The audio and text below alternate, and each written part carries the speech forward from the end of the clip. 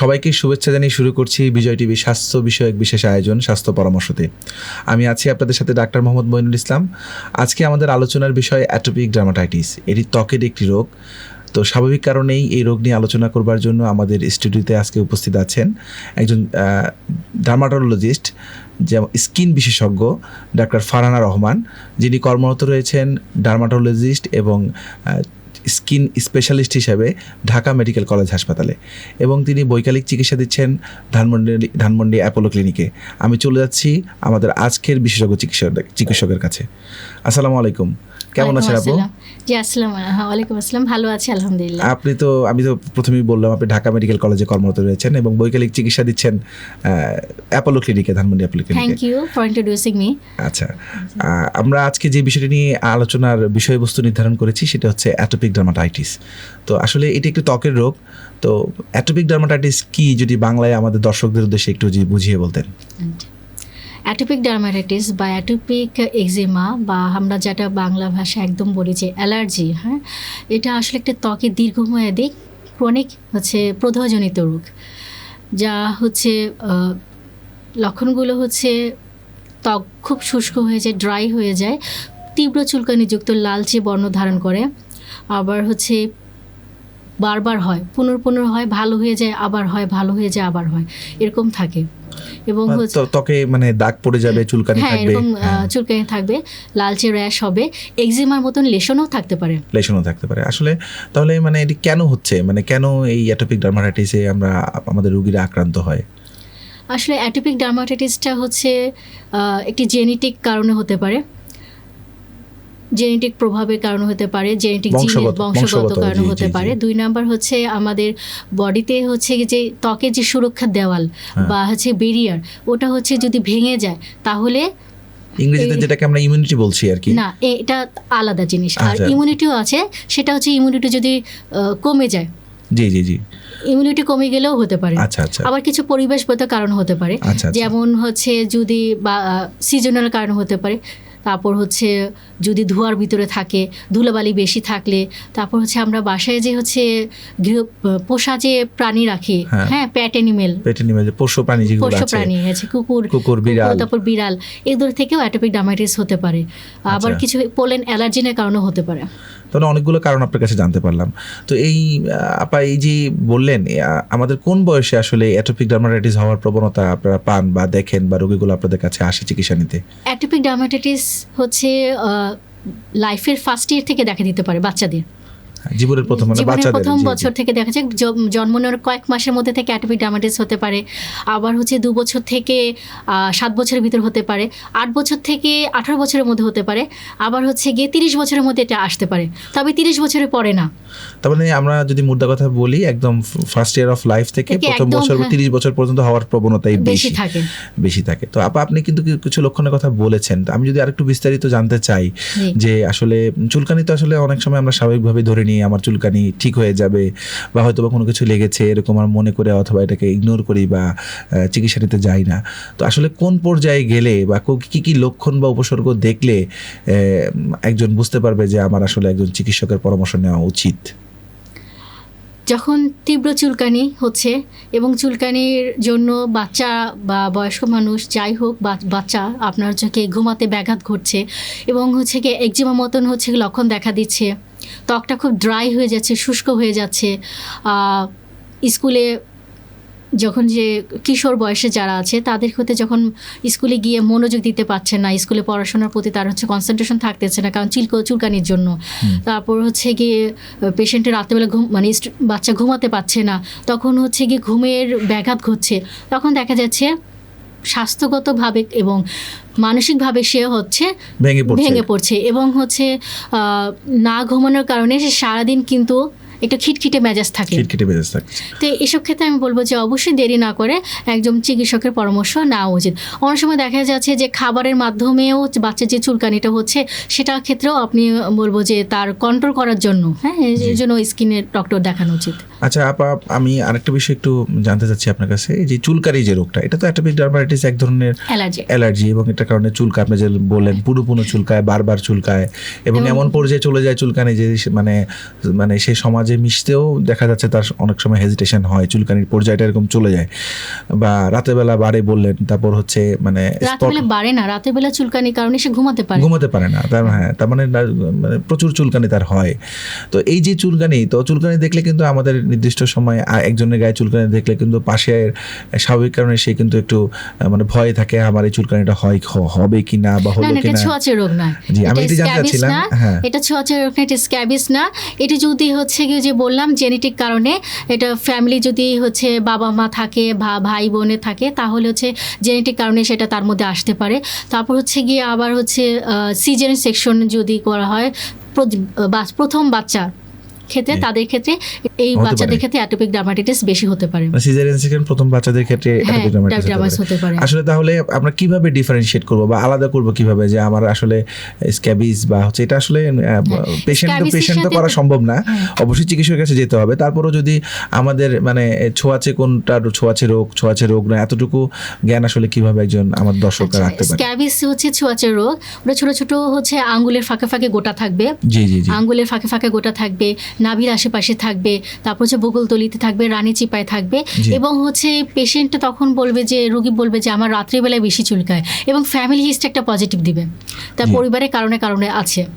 জি জি, তার মানে এটা হচ্ছে স্ক্যাবিসের লক্ষণ। আর অ্যাটোপিকের ক্ষেত্রে তো এগুলো থাকছে না। ক্ষেত্রে তো এগুলো কিছু থাকছে না। জি জি জি, তাহলে এটা কিন্তু একটা অনেক গুরুত্বপূর্ণ বিষয়। তার মানে ক্ষেত্রে খাবারের অ্যালার্জির একটা হিস্ট্রি থাকবে, তারপর হচ্ছে তার ডাস্টে অ্যালার্জি হিস্ট্রি থাকবে, ধুলাবালির হিস্ট্রি থাকবে, ধুলাবালির কারণে তার চুলকাচ্ছে শরীর, সেটার একটা হিস্ট্রি দিবে। এবং হচ্ছে গিয়ে তার শীতকালে হচ্ছে গিয়ে যে চুলকানিটা বেড়ে যায়, সেটার কারণ শীতকালে এমনি ড্রাই হয়ে যায়। আবার অ্যাটোপিক ডার্মাটাইটিসের কারণে স্কিনটা অনেক ড্রাই হয়ে যায়, কারণ আমাদের স্কিনে যে বেরিয়ার আছে, সুরক্ষার দেওয়াল আছে, সেটা হচ্ছে ভেঙে যায়, ভেঙে যায়, ওয়াটার লস হয়ে যায়, তখন এই জন্য তখন শীতকালেও বেড়ে যায়। অনেক অনেক ধন্যবাদ আপা, আমরা অনেক গুরুত্বপূর্ণ বিষয় সম্পর্কে আপনাদের কাছে জানলাম। দুটো রোগের মধ্যে পার্থক্য করতে পারলে আমাদের রোগীরা বিচলিত হবে না আশা করি। এই পর্যায়ে অনুষ্ঠানের রীতি অনুযায়ী আমরা একটা বিরতিতে যাব। সুপ্রিয় দর্শক মণ্ডলী, সময় হলো একটি ছোট্ট বিরতির, কোথাও যাবেন না, ফিরছি বিরতির পর।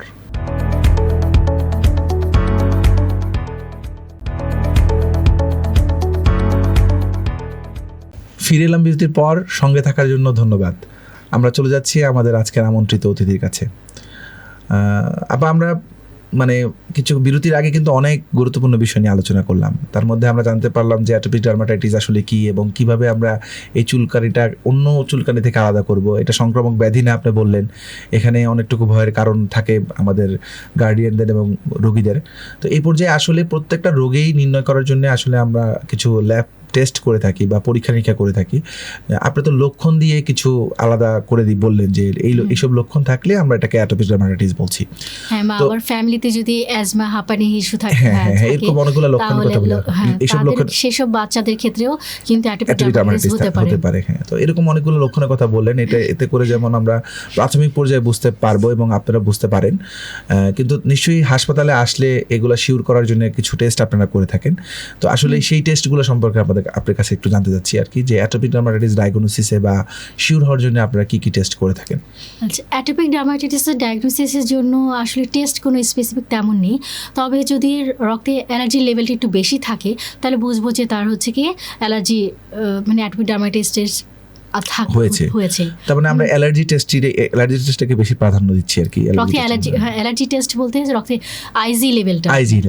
তার মানে যারা অ্যাটোপিক ডার্মাটাইটিসের পেশেন্ট, তাদের আইজি লেভেলটা অনেক বেশি থাকে। আচ্ছা, এই পর্যায়ে আসলে আমি জানতে চাচ্ছি যে এই যে ট্রিটমেন্টটা, মানে এটার যে চিকিৎসা পদ্ধতি, কি কি চিকিৎসা পদ্ধতি আছে আর কি অ্যাটোপিক ডার্মাটাইটিসের ক্ষেত্রে, বা আপনাদের দৈনন্দিন জীবনে আপনাদের কাছে যেসব রোগীগুলো আসছে প্রতিদিন প্র্যাকটিস লাইফে, আপনারা আসলে কিভাবে তাদেরকে চিকিৎসা করছেন আর কি? আসলে অ্যাটোপিক ডার্মাটাইটিসের ক্ষেত্রে ম্যাক্সিমাম ক্ষেত্রে আমরা হচ্ছে ময়শ্চারাইজার দিয়ে থাকি। তবে হচ্ছে গিয়ে বাবা মাকে আমরা আগে থেকে বলে রাখি যে যদি যেসব ক্ষেত্রে অ্যাটোপিক ডার্মাটাইটিস যেসব হওয়ার চান্স থাকে, যেমন বাবা মার থাকলে, হ্যাঁ, পরিবারে থাকলে এবং প্রথম বাচ্চার হলে, সেজন্য আমরা এটাকে আগে বলে রাখি যে 3 সপ্তাহের ভিতরে বাচ্চাকে যদি আপনি হচ্ছে ময়শ্চারাইজার দিতে থাকেন, তাহলে অ্যাটোপিক ডার্মাটাইটিসের চান্সটা কমে যায়, অনেক অংশ কমে যায়। এবং ময়শ্চারাইজার দেওয়ার পাশাপাশি আমরা অ্যাডভাইস করি যে হচ্ছে বাচ্চাকে সুতির কাপড় পরাতে হবে, ঢিলেঢালা কাপড় পরাতে হবে, তারপর হচ্ছে গরমে রাখা যাবে না, এবং হচ্ছে খাবারটাকে একটু ধুলাবালি, হ্যাঁ, প্যাট, অ্যানিমেল, এগুলাকে থেকে বাচ্চাকে দূরে রাখতে হবে।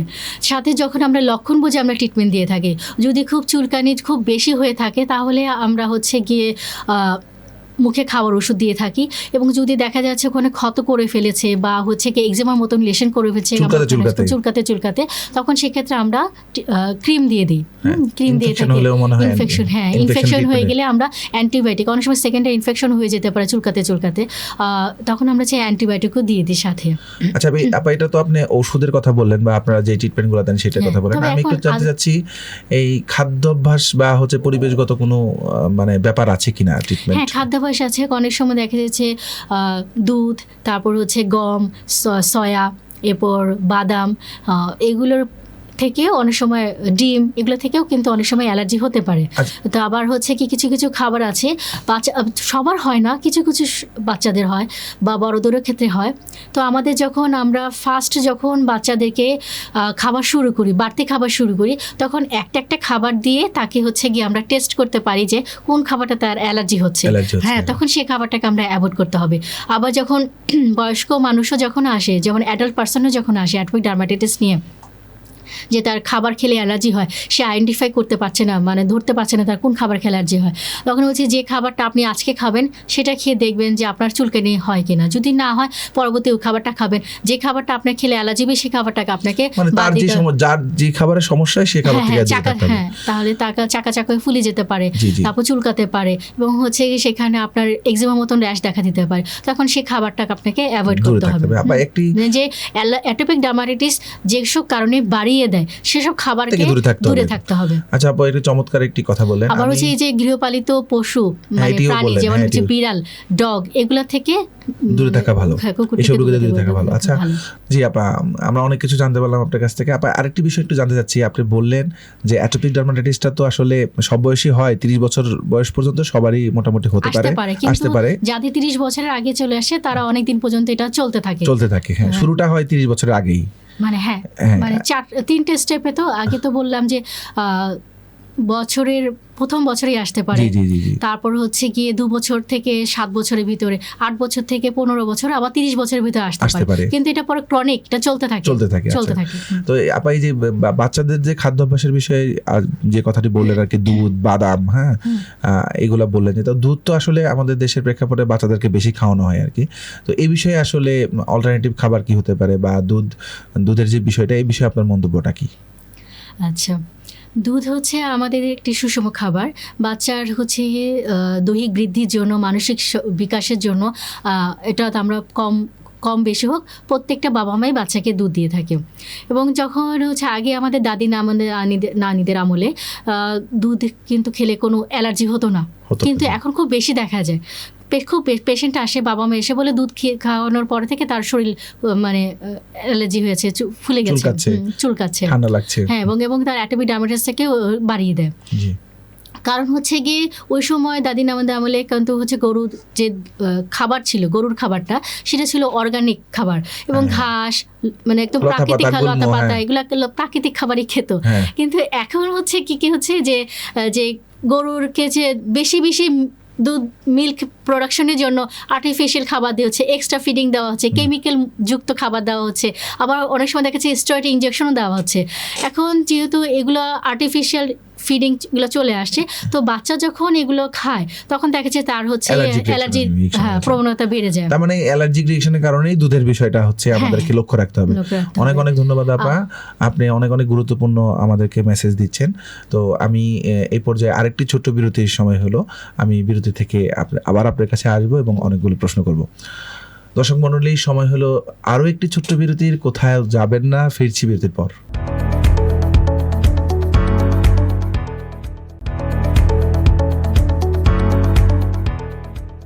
ফিরে এলাম বিরতির পর, সঙ্গে থাকার জন্য ধন্যবাদ। আজকে আমরা আলোচনা করছি অ্যাটোপিক ডার্মাটাইটিস বিষয়ে। আমরা চলে যাচ্ছি আমাদের আমন্ত্রিত অতিথির কাছে। জি আপা, আমরা বিরতির আগে অনেকগুলো গুরুত্বপূর্ণ বিষয় নিয়ে জানলাম। আশা করি আমাদের দর্শকদের উদ্দেশ্যে এগুলা অনেক তথ্যবহুল একটি আমরা অনুষ্ঠান উপহার দিতে পারছি। এজন্য আপনাকে অনেক অনেক ধন্যবাদ। আপা, আমরা অনুষ্ঠানের আগে কিছুক্ষণ আগে যে বিষয়গুলো জানলাম, যে লক্ষণ, তারপর হচ্ছে কেন হয়, কাদের হয়, আপনি ট্রিটমেন্ট সম্পর্কে কিছু বললেন। তো এখন বাংলাদেশের যে প্রেক্ষাপটে আমরা অনলাইনের যুগে বসবাস করছি। সবাই আধুনিক যুগে আধুনিক চিকিৎসা মানে চায়। আবার অনেকেই দেখেন, আমরা যেটা করি অল্পতেই আমরা হচ্ছে দেশের বাইরে যোগাযোগ করি বা যেতে চাই। তো আমি আপনাদের কাছে একজন স্কিন স্পেশালিস্ট হিসেবে জানতে চাচ্ছি, বাংলাদেশের প্রেক্ষাপটে, বাংলাদেশের রিসোর্সে বা আপনারা বর্তমানে এই আধুনিক যে চিকিৎসা সেটা দিতে পারছেন কিনা, আর যদি দিতে পারেন তা আসলে কি? আচ্ছা, আসলে পেশেন্টের যখন আমাদের কাছে আসে রোগী, আমরা নর্মাল ট্রিটমেন্টটা দিয়ে থাকি। অনেক সময় দেখা যায় নর্মাল হচ্ছে গিয়ে যে ট্রিটমেন্ট দেওয়ার পরে পেশেন্ট ভালো হয়ে যায়। যেসব অ্যাটোপিক ডার্মাটাইটিসগুলো আমাদের ট্রিটমেন্টে ভালো হচ্ছে না, এখন আপডেট ট্রিটমেন্ট হিসেবে অনেক বায়োলজিক্স এসেছে, তারপর জ্যাক কাইনেস ইনহিবিটর এসেছে। এগুলো দেওয়ার পরে পেশেন্ট ভালো রেসপন্স পাচ্ছে। আর হচ্ছে গিয়ে আমরা আশা করছি ভবিষ্যতে টার্গেটেড বায়োলজিক্সও আসবে। জি, এই বায়োলজিক্স যে টার্মটি আপনি বললেন, সেটি আসলে আমাদের জন্য, ডাক্তারের জন্য একটু সহজ টার্ম, রোগীদের জন্য একটু কঠিন টার্ম। হ্যাঁ, ওনারা বুঝবেন না। এটা আমাদের কাছে নিয়ে আসলে আমরা পেশেন্টের হচ্ছে ধরন অনুযায়ী, অ্যাটোপিক ডার্মাটাইটিসের ধরন অনুযায়ী, যে এখন খারাপ অবস্থা আছে না ভালো অবস্থা আছে, সেই অনুযায়ী আমরা ট্রিটমেন্ট দিয়ে থাকি। যেসব ক্ষেত্রে ট্রিটমেন্ট রেসপন্স করছে না, ভালো হচ্ছে না, ট্রিটমেন্ট চলা অবস্থায় ভালো হচ্ছে না, ডে বাই ডে হচ্ছে খারাপ, মানে দিনের পর দিন খারাপের দিকে যাচ্ছে, সেসব ক্ষেত্রে আমরা বায়োলজিস্টটা এখন চুজ করে থাকি। তার মানে আমরা এতটুকু আমাদের দর্শকদেরকে আশ্বস্ত করতে পারি যে আমাদের বর্তমান প্রেক্ষাপটে বাংলাদেশে আধুনিক চিকিৎসা আছে, এই রোগের আধুনিক চিকিৎসা আছে, এটি আমাদের মেসেজ। জি, আচ্ছা, এই যে আপনি বললেন অ্যাটোপিক ডার্মাটাইটিসের কথা, যে এটি চুলকায়, প্রচুর চুলকায় সম্ভবত, আপনি যে বললেন ত্বক ড্রাই হয়ে যায়, তো আমাদের শুষ্ক হয়ে যায়। তো এইসব বিষয় আসলে মানসিক যে ব্যাপারটি, এগুলো কেমন আসলে, এই ধরনের রোগী কেমন পাচ্ছেন, যে এই অ্যাটোপিক ডার্মাটাইটিসের থেকে মানসিক রোগের কোনো? মানসিক রোগ বলতে হচ্ছে কি, যেহেতু অ্যাটোপিক ডার্মাটাইটিসে তীব্র চুলকানিযুক্ত লালচে ভাব হয়, এক্সিমার মতন লক্ষণ দেখা দেয়, তো যা বাচ্চাদের ক্ষেত্রে দেখা যায়, তারা যখন স্কুলে যায় তখন চুলকানির কারণে তার হচ্ছে গিয়ে কনসেন্ট্রেশন দিতে পারে, মনোযোগ দিতে পারে না ক্লাসে, তখন তার হচ্ছে গিয়ে সে অনেক ডিপ্রেশনে ভাগে। আবার দেখা যাচ্ছে যে বাচ্চারা রাতেবেলা ঘুমাতে পারছে না চুলকানির জন্য, বারবার ব্যাঘাত করছে, ঘুম ভেঙে যাচ্ছে। সেসব ক্ষেত্রে তাদের হচ্ছে গিয়ে সকাল সারাটা দিন তাদের মধ্যে একটু বিরক্তি ভাব থাকে, খিটখিটে মেজাজ থাকে। এবং হচ্ছে আমি বলবো, যেহেতু মানসিক বিকাশই না হয়, তাহলে সেক্ষেত্রে দেখা যায় বাচ্চার দৈহিক গঠনও ঠিক মতন হয় না। তার মানে এখানে শারীরিক সমস্যার সাথে দৈহিক, মানসিক, সামাজিক সবকিছু একটি চলে আসে। তার মানে এটি কিন্তু দর্শকদের জন্য একটা বড় মেসেজ, চুলকানিকে শুধু চুলকানি হিসেবে চিন্তা করলে হবে না। এটি কিন্তু আমাদের ডার্মাটাইটিসকে আসলেও এটা বাচ্চাদেরকে মানে বিশেষ করে বাবা মাকে সচেতন থাকতে হবে, এবং হচ্ছে বাবা মাকে হচ্ছে সমর্থন দিতে হবে। যেসব বাচ্চাদের ক্ষেত্রে দেখা যাচ্ছে যে অ্যাটোপিক ডার্মাটাইটিস ঝুঁকি থাকে বেশি, তাদের ক্ষেত্রে বাবা মাকে আগেই হচ্ছে কি প্রিভেনশনের জন্য সবসময় ময়শ্চারাইজিং লাগাতে হবে। সবচেয়ে ভালো হয় গোসলে 3 মিনিটের মধ্যে যদি বাচ্চাকে ময়শ্চারাইজার করা হয়, তবে ফ্রেগনেন্স মুক্ত, মানে সুগন্ধি ছাড়া যে ময়শ্চারাইজারগুলো পাওয়া যায়, হ্যাঁ, আমরা এক কথা বলি যে গোসলের পরে ওটা দিতে পারলে খুবই বেনিফিট পাওয়া যায়। তার মানে এগুলো হলে আর হচ্ছে অ্যাটোপিক ডার্মাটাইটিস হওয়ার সম্ভাবনা খুব কম থাকে। যে বললাম যে ডাস্ট, ধুলাবালি, ধোঁয়া, তারপর হচ্ছে কি সিনথেটিক কাপড়, এগুলোকে সবসময় অ্যাভয়েড করতে হবে। এই প্রশ্নটা আপনার কাছে আসছিলাম যে আসলে অ্যাটোপিক ডার্মাটাইটিস আমরা দেখছি আশেপাশে হচ্ছে, তো আমরা যদি অ্যাটোপিক ডার্মাটাইটিস থেকে বাঁচতে চাই, বা আমি দেখছি যে অমুকের অ্যাটোপিক ডার্মাটাইটিস হয়েছে, অমুকের বাচ্চার হয়েছে, আমি চাচ্ছি আমার বাচ্চা যাতে না হয়, সেই ক্ষেত্রে সেই সব মাদের করণীয় কি, বা তাদের উদ্দেশ্যে আপনি একটু যদি আবার বলেছেন, আপনি একটু যদি আবার বলতেন। আচ্ছা, বাচ্চাকে ঢিলা ঢালা সুতি জামা কাপড় পরাতে হবে, গরম পানি, একদম তীব্র গরম পানি না, একদম কুসুম গরম পানি দিয়ে গোসল করাতে হবে, ডেইলি গোসল করাতে হবে। তারপর ময়শ্চারাইজার 2 থেকে 2-3 বার ডেইলি দিতে হবে, পাশাপাশি গোসলে 3 মিনিটের মাথায় দিতে হবে। তারপর হচ্ছে গিয়ে বাচ্চাকে রোদে অত বেশি দেওয়া যাবে না, কারণ গরমের সময় অনেক সময় দেখা যাচ্ছে র্যাশ বের হতে পারে। এরপর হচ্ছে গিয়ে যদি আমি দেখি যে আমার বাচ্চাটা খাবারের মাধ্যমে অ্যালার্জিটা হচ্ছে, তখন সেই খাবারটাকে অ্যাভয়েড করতে হবে। বাসা যদি পোষা পানি থাকে, তাদেরকেও হচ্ছে গিয়ে তাদের কাছে বাচ্চাটাকে তাহলে দূরে রাখতে হবে। এবং দেখা যাচ্ছে যে আমার আরেকটা বাচ্চার অ্যালার্জি আছে, তখন ওই বাচ্চাটা আমার ছোট বাচ্চাটারও হতে পারে। সেজন্য আগে থেকেই তা আমাকে সব কিছুতেই একটু সতর্কতা অবলম্বন করতে হবে এবং হচ্ছে গিয়ে মানসিকভাবে তাকে যে এটা তো সমর্থন দিতে ছোঁয়াচে রোগ না। না, এটা আসলে ছোঁয়াচে ছোঁয়াচে নয়। রোগ এটা না। আমাদের প্রচলিত ভুল ধারণা জি, জি। যে এটা ছোঁয়াচে কিনা। আসলে অ্যাটপিক ডার্মাটাইটিস কোনো ছোঁয়াচে রোগ নয়। তার মানে এটি সমাজে কিন্তু মিথ আছে, কিছু কিছু মিথ আছে। যে- আরো মিথ আছে, যেমন ওটা ভাবে যে শুধু বাচ্চাদের হয়। হ্যাঁ। না, এটা বাচ্চাদের না, প্রাপ্তবয়স্ক মানুষেরও হতে পারে। তাহলে দর্শক মণ্ডলী, আমরা কিন্তু অনেক কিছু জানতে পারলাম অ্যাটোপিক ডার্মাটাইটিস সম্পর্কে। আপনারা আশা করি এই অ্যাটোপিক ডার্মাটাইটিসের যে বিষয়গুলো সেগুলো ভালো করে বুঝেছেন। এই পর্যায়ে আমি জানতে চাচ্ছি, অ্যাটোপিক ডার্মাটাইটিসে আক্রান্ত যদি কোনো শিশু বা ব্যক্তি চিকিৎসা না পায়, তার কি কি দীর্ঘমেয়াদী সমস্যা হতে পারে? যদি চিকিৎসা না পায় তাহলে হচ্ছে কি অ্যালার্জিটা, তার তীব্র চুলকানিটা বেড়ে যেতে পারে এবং হচ্ছে কি এক্সিমা বেড়ে গিয়ে ওটাই হচ্ছে কি সেকেন্ডারি মানে ব্যাকটেরিয়াল ইনফেকশন হতে পারে। যদি কোনো বাচ্চাদের দেখা যাচ্ছে তো অ্যাটোপিক ডার্মাটাইটিস আছে, ভাইরাস কোনো তাকে আক্রান্ত করলো, এক্সিমা হারপিটিকাম হতে পারে, মানে আরো জটিল পর্যায়ে চলে আরও যেতে পারে। জটিল রোগের দিকে যেতে পারে। তারপর হচ্ছে গিয়ে যে অ্যাটোপিক ডার্মাটাইটিস চুলকানি যে দাগগুলো আছে সেগুলো বসে মানে একদম পার্মানেন্ট হয়ে যেতে পারে। হ্যাঁ, ত্বকের মধ্যে দাগ পড়ে যেতে দাগ পারে। পড়ে যেতে পারে।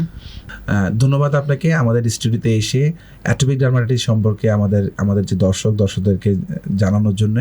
আমি আশা করি আমাদের দর্শকরা আমাদের এই অনুষ্ঠান থেকে অনেক উপকৃত হবে এবং সতর্ক থাকবে এবং এই বিষয়ে, এই রোগের যে তীব্রতা বা এই বিষয়ে যে যে যে চিকিৎসা সেটি সম্পর্কে আমাদের দর্শকরা জ্ঞান নিয়েছেন এবং উপকৃত হবেন। এই পর্যায়ে আপনি একেবারে অনুষ্ঠানের লাস্ট পর্যায়ে, আমি আগেই বলেছি, এই পর্যায়ে আমাদের দর্শকদের উদ্দেশ্যে ছোট্ট করে যদি আপনার কিছু বলার থাকে বলবেন। আমি বাচ্চার বাবা মাকে একটু মেসেজ দিতে চাই যে যদি কোনো বাচ্চার যদি ডায়াগনোসিস হয় যে তার অ্যাটোপিক ডার্মাটাইটিস হয়েছে, আমি বলবো যে দেরি না করে নিকটস্থ কোনো রেজিস্টার্ড ডার্মাটোলজির কাছে চিকিৎসা নেওয়ার জন্য। জি, আসসালামু আলাইকুম।